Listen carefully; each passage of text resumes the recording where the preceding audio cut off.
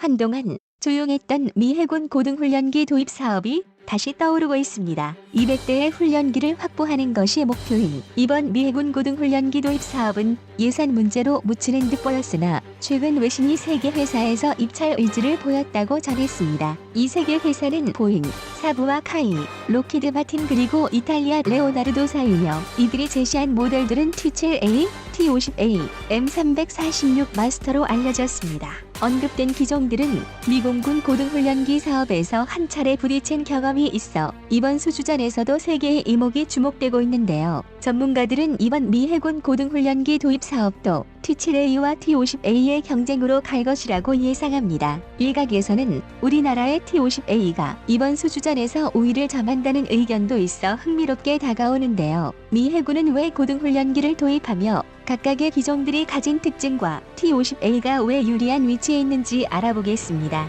최근 미국 군사 전문지 제인스는 입찰자들이 미 해군 고등훈련기 사업에 대한 정보 요청서를 제출했다라는 글을 게시했습니다. 매체는 현재 미 해군은 맥도널 더글러스 사이 T-45 고스호크 훈련기를 대체하기 위해 세계 회사가 입찰 신청을 냈다고 전했는데요. 이는 미 해군이 예산 문제로 보류하고 있던 사업이 다시 시작됐음을 알리는 기사였습니다. 미 해군 훈련기로 사용되는 있는 T-45 고스호크는 1992년 최초로 맥도널 더글러스사에서 생산하다가 2007년 마지막 기체를 인도했는데요. 맥도널 더글러스사가 보잉과 합병한 이후 보잉사가 T-45 고스호크의 정비, 유지, 보수를 진행하면서 미 해군은 2015년에 T-45 고스호크를 2042년까지 운용하기로 결정했습니다. 하지만 1992년 1월부터 미 해군에 인도된 T-45 고스호크는 30년이란 세월 동안 노후화가 진행되면서 치명적인 문제들이 발견되고 있습니다. 특히 산소 공급 시스템 문제가 발견됐는데 이는 생명과 직결되는 문제라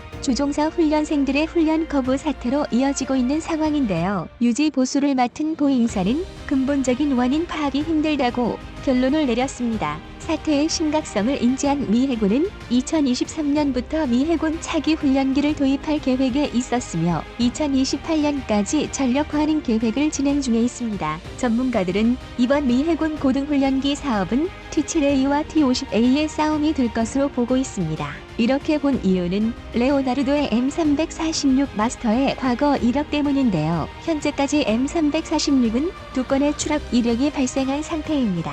2011년 11월 18일에는 두바이 에어쇼에 전시 용도로 참가했던 시제기 1대가 귀환 중걸품 안에 추락한 이력이 있으며 2012년 2월 16일에는 시험 비행을 실시 중이던 기체 1대가 이탈리아 쿠네와 사보나주 중간에서 추락해 조종사가 사출했으나 낙하산이 엉키는 바람에 큰 부상을 입은 사례가 있었습니다. 이는 초보 전투기 조종사에게는 치명적으로 다가올 수 있습니다. 안 그래도 조종 미숙으로 많이 긴장하고 있을 텐데 거기에 비상사태가 발생하게 되면 이는 곧바로 최악의 사태를 불러올 수 있습니다. 다시 말해 이렇게 조종사 생명과 직결되는 장치가 불량이라면 현재 미 해군이 운용 중인 T-45 고스호크랑 다를 바 없습니다. 여기에 레오나르도사의 경영상 문제도 많습니다. 최고 경영자들이 도덕적으로 깨끗하지 못한데요. 레오나르도사의 모체였던 핀메카니카 그룹의 경영자들에게는 계속해서 뇌물 혐의와 불법적인 자금 유통으로 구속이 되는 일들이 빈번하게 일어났습니다. 이 때문에 핀메카니카에는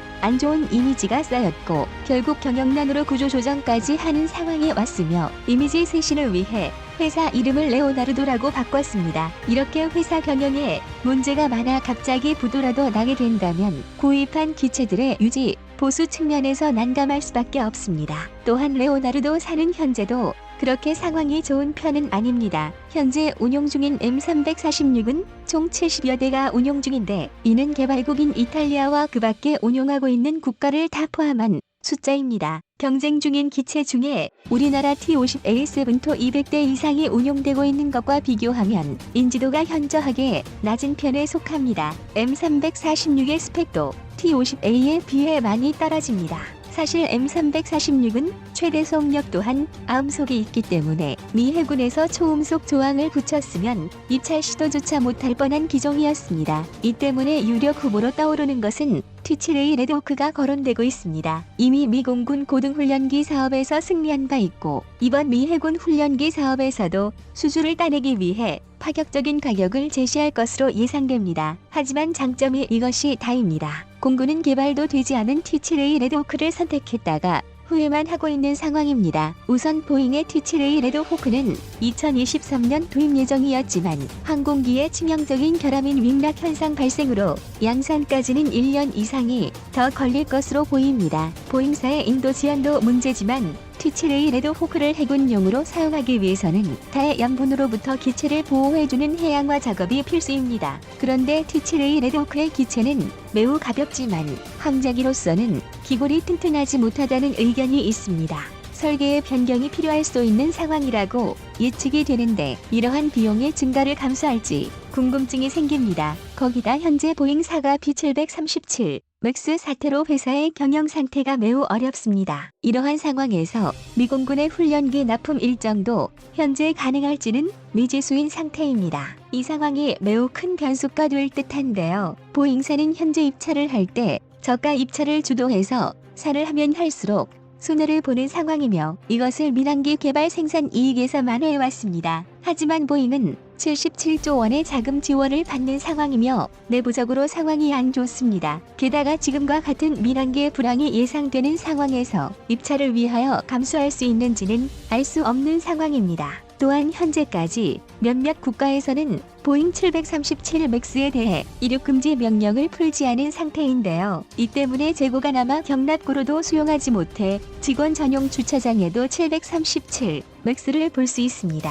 경영적인 면만 보자면 레오나르도사보다도 심각하다고 볼 수 있습니다. 이런 것 때문에 미 공군을 라이벌로 생각하는 미 해군은 미 공군이 실수를 반복하고 싶어 하지 않을 것인데요. 현재 성능 면에서는 카이의 T-50A가 다른 후보 기종보다 가장 우수하다고 볼 수 있습니다. T-50A는 우선 최고 속력이 초음속을 웃돌고 레이더 운용이 가능하며 전술 데이터 링크 시스템까지 갖춘 기체입니다. 훈련기라고 보기에는 성능이 상당히 우수하며 무장 장착과 레이더 기능 또한 아주 우수합니다. 여기에 T-50은 많은 파생형을 가지고 있는데요. 무장 운용이 가능한 TA-50 전술 입문 훈련기, FA-50 경공격기 그리고 T-50B 공중고개기 등이 있습니다.